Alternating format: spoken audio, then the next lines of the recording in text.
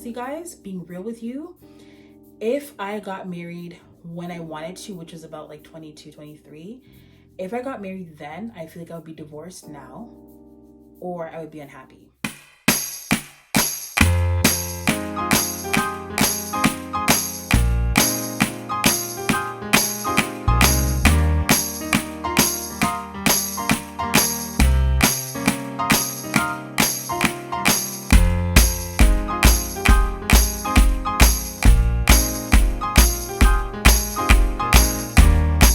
Guys, my name is Shanice and this is my channel September Love. So today's video is about my experiences with love, relationships, and dating. I wasn't really sure where to start because I feel like there's a lot to say, but I put up the question post on Instagram, and I also sent to some family and friends, see like, what are some questions people would want to know about my love life, because I don't really ever talk about it. I think because for me it's overwhelming most of the time. My first serious relationship, I would say, was when I was 16. That was the first relationship where families met. We were young, and because of that relationship, I'll never tell a teenager that they don't know what love is. Because even me now at 30, I look back and I'm like, yeah, I was in love then, even at 16. Yeah, I would say that would be my first serious relationship. Not my first relationship, but first serious one. But I've been in love twice. I was 16 years old, then 25.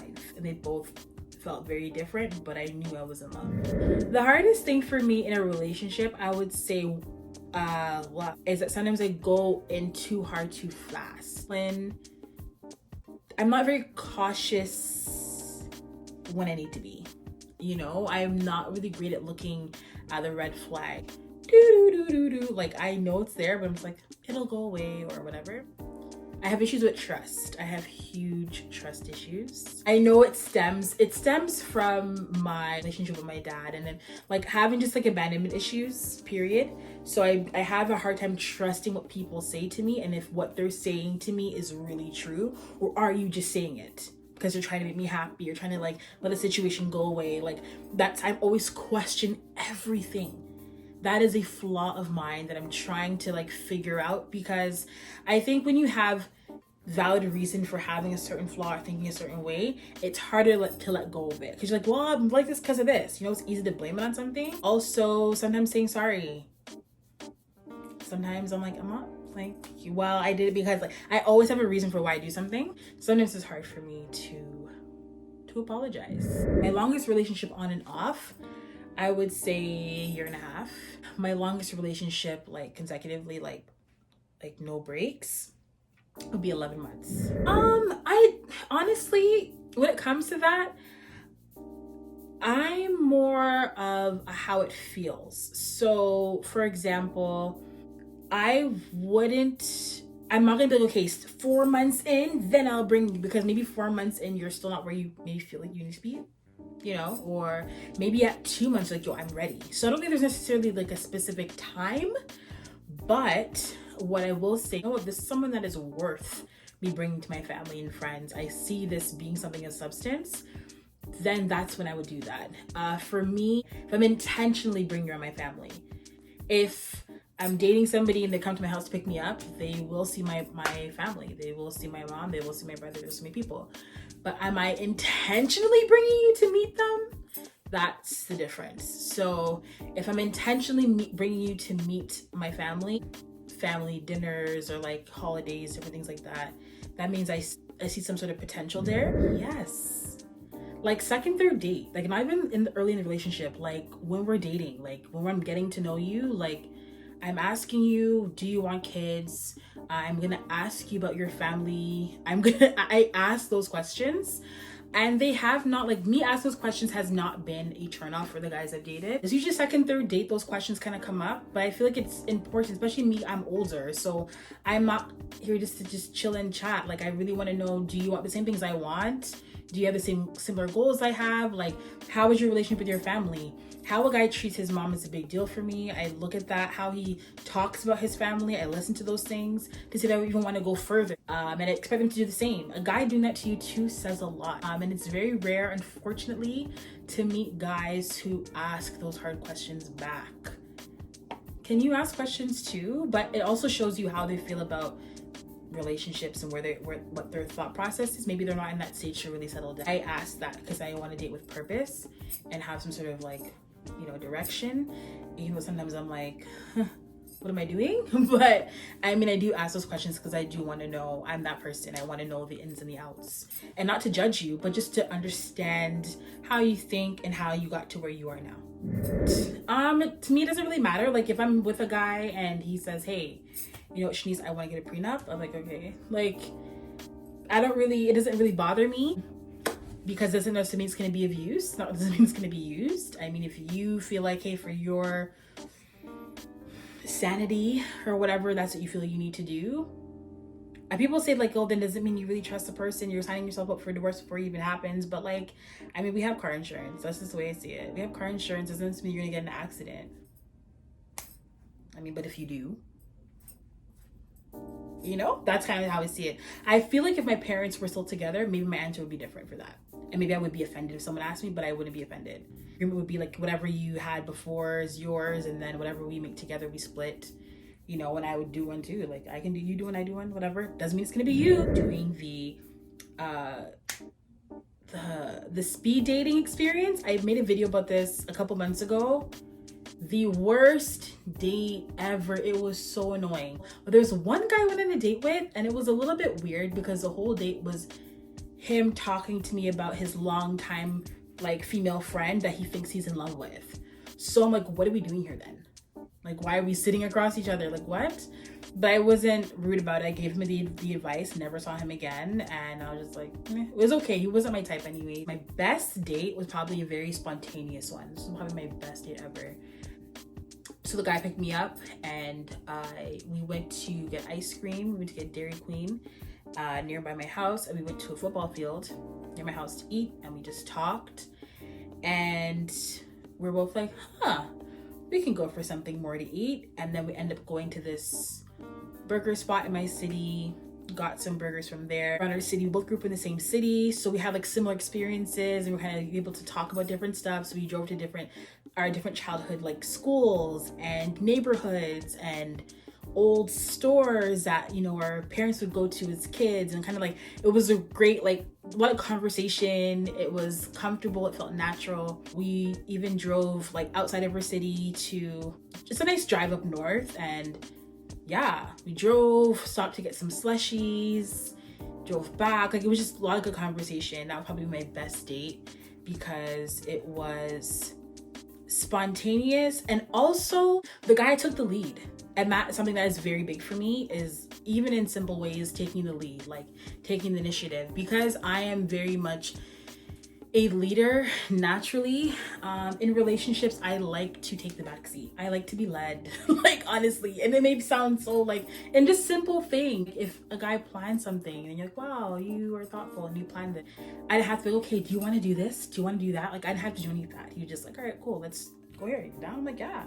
So that made it really fun and refreshing. Yes, because I'm a Christian and I would love my husband to have that with me. You know, I know there are people who have spouses and they're in relationships where their spouse isn't the same faith as them, and they're like, no, he doesn't judge me or she doesn't judge me. It's cool and whatever. They let me do my thing, but like, I want us to do this together. Like, I want to be able to share everything with my husband in that way, like those core things, and how we raise our children too. I feel that'll also come into play. Like, I don't want my children learning about Christ with me. I want them to see their father also teaching them about Christ and about our faith. So the romanticized expectations of what your love life is going to be like, how you're going to be like, all of that, those shattering before my eyes was like, what? Between 25 to about 28. Those 3 years was when it shattered for me. And I realized, man, my expectations and what I thought my love life was going to be like, what I thought love would feel like, what I thought would be when it comes to relationships, that really threw me for a loop. And it really caused me to struggle too in my relationship with God, because I was like, God, like these are supposed to be the things that are happening. These are expectations I had, and you know, it wasn't like that at all. It has not been like that. Now seeing what things really are, I actually kind of appreciate it more. I always had this view of getting married at a young age and this and that. And I feel like, honestly, guys, being real with you, if I got married when I wanted to, which was about like 22, 23, if I got married then, I feel like I would be divorced now, or I would be unhappy because of all the things that I had to dig up and learn about myself. And that was close to the time my parents separated. They separated when I was 17, 18. And I feel like there's so much baggage that I had from that situation that I didn't even know I had at 22, 23 that would have definitely affected my marriage if I had got married then. So I think I'm grateful that, you know, my expectations, my romanticized expectations, didn't actually come to pass, and those things that I desired didn't come to pass at the time I wanted them to. It's still a little bit difficult sometimes that they haven't come to pass yet, but I think I'm grateful. Now, then I think my relationships with my friends would have been bad. I think it would have been not been able to balance marriage and learning myself at a young 20-year-old girl and then children. I feel like I would have really struggled with that. So I'm kind of glad that I'm gonna get married later.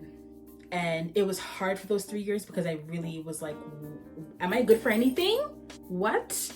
Like, I'm not married yet? Like, all that was like, that shattered, it really broke me. It was a hard pill to swallow. I think I'm adjusting now, and I'm finding joy in like the positive things and the good things of really working on myself and working on relationships that I have now properly with a clearer mind and more experiences under my belt. I think I'm doing okay. I think I'm okay with it now. I'm all right now. Yes, actually, the guy that I fell in love with at 25, he was not my type.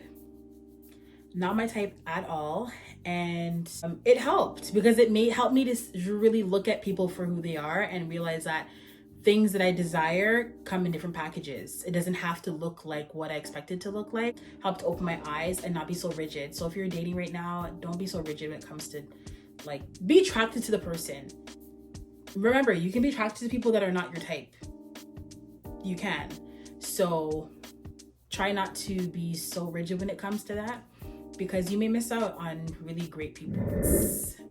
It can be fun sometimes, but sometimes it's tiring. In my 30s, it can be a little bit annoying because there are some things that have not changed in men since I was in high school. So I was like, what? So that can be annoying sometimes. The communication is not always the best, and sometimes that's a little frustrating. It can be fun. Like, I think it all depends on the person. Sometimes it can be fun, but a lot of the times, honestly, guys, it's kind of draining. Sometimes it feels like you're pulling teeth. Sometimes you meet guys who are going too hard, too fast, you're overwhelmed. And then sometimes you meet guys who are snails. Like, there's no one that's like at like a steady pace and just like just wanting to get to know you and like really intentionally building things with you. A lot of guys right now in their 30s and late 20s are kind of just chilling. Like, I'm just gonna see what happens, you know, no pressure. Like, no, apply the pressure. There needs to be pressure now. Like, let's go. Like, there needs to be pressure. And a lot of guys I know, a lot of guys, friends of mine, guys I've dated, they're still holding on to hurt from previous relationships. Can we heal and let's go? Like, that's how it feels sometimes. It's not an excuse anymore. Like, come on. So I feel like it's a little bit frustrating. That's what I notice now. A lot of guys are kind of just, oh, I'm chilling, you know, whatever happens. Like, that doesn't work for me. No. And I'm not gonna lie, there was a time when I was like that. Like, literally, I would say I stopped being like that maybe the beginning of this year. Like, from 26 to 29, I was like, whatever happens. Like, I was kind of just, like, I wasn't dating with intention at certain points. So I was kind of like accepting any crap. I was kind of just like, I don't care. Like, I think that was for me. I was heartbroken from my previous situation that I kind of had that attitude. So I get it. But like, are we not tired now? Like, come on. So, and I feel like I would have gotten out of that space faster if I met a guy who was like, yo, I'm trying to do this intentionally with you. A lot of guys you'll find are not very intentional, and that is annoying and be a turn off. But sometimes you really meet cool people. I actually gained a lot of friends, great guy friends who are amazing. And just because we've been out, we're like, oh, we're actually better as friends. And yeah, it's cool like that. So it's been fun, but for the most part, it can be tired. Yeah, it has its good and it's bad, I guess. Yes, there's this guy that was like, yo, he is amazing. And no, it did not feel like the guy before, but it was like, yo, this guy's great. Like, he's amazing, whatever. And I remember even he was so intentional. I think that's what shook me. Like, he was so intentional. He was so like, he really wanted to get to know me. Like, there was nothing, inappropriate in his conversations at all. But he still made me feel beautiful with the things he would say. Great guy. And that conversation came up and I was like, yeah, no, and I remember he was just like, yeah, honestly, like I can't do that. Like, I can't do this. And it sucked and I was really crushed. And I feel like that even more so pushed me into the, I don't care. Like, who cares? Like, who's dating to get married anymore? Nobody. Like, I was just like, I'm so disappointed. Like, it was like disappointment after disappointment. So I think when he walked away because of that, I was like, wow, like, that sucks. Like, I know, we're older or whatever, but it really hurt me. Like, I'm like, you're telling me, wow, you're great, you're this, you're that, you're this. Like, that's not enough for you to like just get to know me more and like actually like be with me. I will often put the blame on myself first. It is often very hard for me to let go of a situation sometimes, especially when I don't really know what went wrong, because I cry a lot. Like, I'm very hard on myself, so I do that for a little bit. Cry, I sulk, pity party, the whole shebang. Like, binge eat, watch shows, cry some more, like, and then cry like, God, why is this happening to me? Like, I do all of that, and then I cry and voice notes to my friends. Cry a lot. I'm a crier. So I cry and voice notes to my friends. They encourage me, they affirm me and stuff like that, and then I cry some more, and I eventually pick myself up and figure life out as I'm crying. Like, I just cry. And there comes a point where I'm like, yo, I'm good. Like, I actually, like, I cried all out. I don't hold it in, so I cried all out so I can move forward. And sometimes when I talk about certain situations that I've been in, I do still get teary-eyed. I think just because I'm like, man, it hurt. Not that it still hurts me now, but I think back, like, that was hard, I rely on my community a lot, my girls, who are amazing. I have really good friends. Like, physical turn-offs that I have, I would say, like, how you carry yourself, like how you dress. If you don't dress well, and I don't mean like you have to have like name brand clothes. I don't care about that because I don't wear name brand a lot.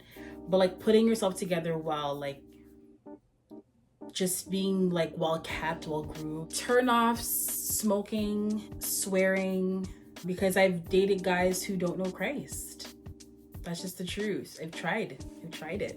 I'm like, the guys in the church are just the same. Like, guys, I'm telling you, it was bad.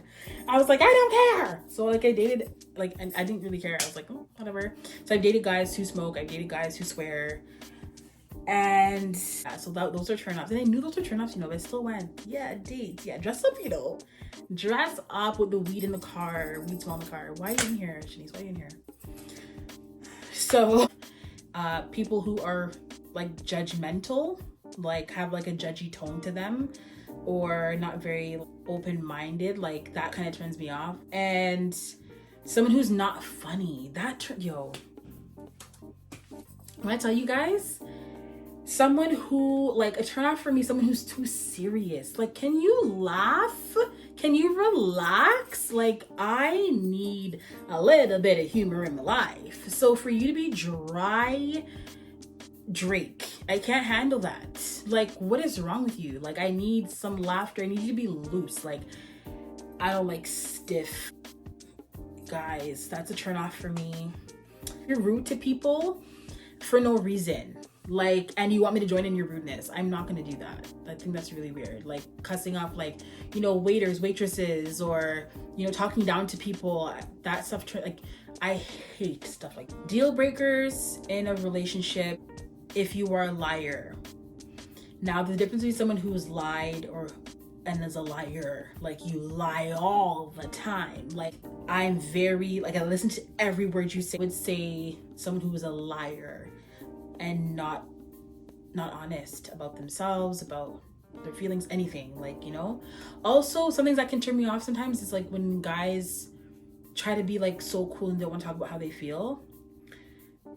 I know not everyone's comfortable with that, but sometimes it's like, okay, the things I'm asking you are very basic. Just answer the question. That's so deep. You're not trying to get into all that, yo. You're trying to guess all the hard questions, eh? Yes, I am. So can you answer them? Like that turns me off. Like, we're adults. Let's have adult conversation. Integrity is important for me. So if you're not someone who has integrity or operates in that way, that's a turn off for me. That's a deal breaker for me. Like, how are you when people are not looking? Honest living is important. Like I said, there was a point when I was dating guys and I did not care. I didn't care. I was like, whatever, you know, but I'm no longer in that phase or stage right now. So, and I knew from the beginning that wasn't going to be for me. I was like, I don't do my thing, yo. That's how I was thinking at the time. So yeah, honest living is good. It's important. I would tell myself to look at the signs. There were a lot of signs that I didn't pay attention to, a lot of red flags. I think because I didn't have enough experience, and I also was just so like ready to settle down, I felt at the time, that I intentionally ignored certain things. So the guy that I was dating at the time, he recently got out of a very serious relationship. And with a month after the situation ended, it was talking to me. And I didn't think, hey, maybe he needs time to heal. I was just like, okay, great. Like, he says he's ready, he's ready. That's a huge red flag if someone is leaving something so serious and quickly in something else. And that is something that I wish I paid attention to. So I wish that's that's advice I would give myself. Just kind of slow down. We had really good conversations though, but maybe he just thought he was ready. Maybe he thought he was ready. And then what sucked is that he realized I'm not ready. And I was like, man, like, you know, because we talked about marriage, talked about kids, talked about me relocating, all of that. And then he decided like, hey, you know what? I can't do this right now. Like, I'm just not ready. And I feel like if I did not ignore the timeline and all that stuff, I probably would have saved myself that heartbreak. And it's not to say you can't date somebody who was engaged before, whatever the case is, but look at the timeline. Really take your time before you go all in. I gained a lot from that. I think I gained perspective, and my friends were telling me this from then too, like, maybe this was just to show you what you're to look for. And I'm like, that's foolishness or whatever, like, it's supposed to be just for me. And I could not hear that. But now that I'm 5 years past that situation and looking back, that guy made me better. And you may sound like, what are you saying? But like, you know, people say like, yeah, your love makes me better, this person makes me better. Like, he really made me better. Like, I was a better friend. I feel like I was a better sibling. Like, he showed me love and care, and I did not feel distracted by him. I didn't feel distracted. I didn't feel like I was sold under my purpose when it came to my relationship with God. Nothing. I was actually pushed more. And he was funny. We had fun together. Like, he was cool. He asked about my family. Like, he was like interested in my life. He really like saw me and wanted to like get to know me. He asked me the hard questions. Like, everything that I wanted, he did. And like, him making me feel seen was something I realized I needed. That's something I gained. Like, I need to be seen. And by seen, I mean someone who's saying, I want to know Shanice. I want to know what makes Shanice Shanice, and I want to love her. That to me makes me feel seen. I want to know everything there is to know about you. It may not find out in one day, but I'm so invested in finding. That's how I am. So I want someone who wants the same for me, who wants to see me. And he saw me. Okay, guys, we talked about it all. That I know this is what I need. Whenever I get with that person, that's for the rest of my life, I need to be seen by them because I respond well to that. You know, I need to be affirmed by with words, which is something he did a lot. I never had to question how he felt about me. I never had to worry. I trusted him. He desired to communicate with me. Like, there's so many positive things that I gained from that. I think that's probably why it was so heartbreaking. Because I'm like, yo, this was so good. Like, this was so right. Like, this was, and he was not my physical type at all. But he pursued me from the beginning.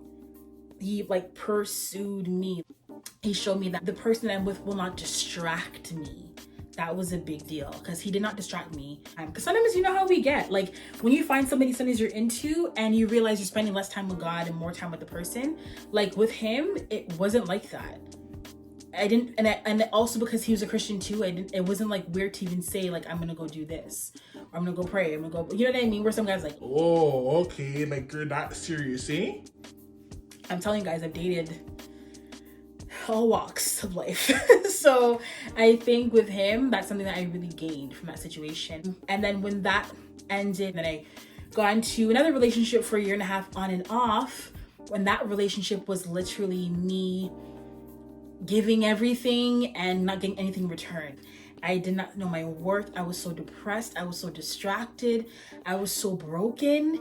And it took me so long to leave because I'm like, if I can't have him, I can't have anybody. That's how bad it got, guys. I'm like, yo, this is good as it's gonna get for me. So even though he's treating me like trash, I need to stay because what else are you gonna get, Shanice? What else is out there for you? Because the guy you thought you loved and loved you, he's gone. And that guy, there was no argument. It was just like, hey, I gotta heal.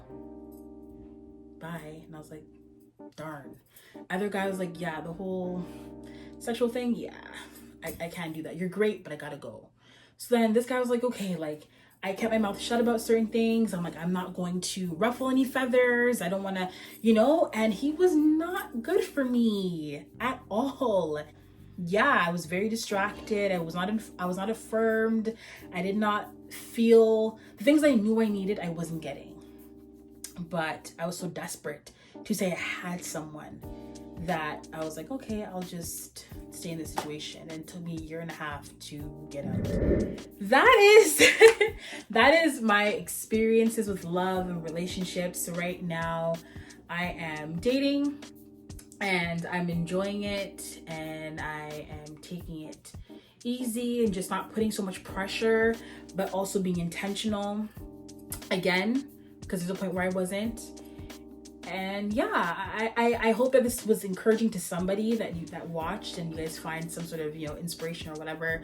But yeah, that's my experience so far with this love part of life, and I hope you guys learned something, were inspired, were encouraged, and enjoyed. Thank you so much for tuning in. Bye.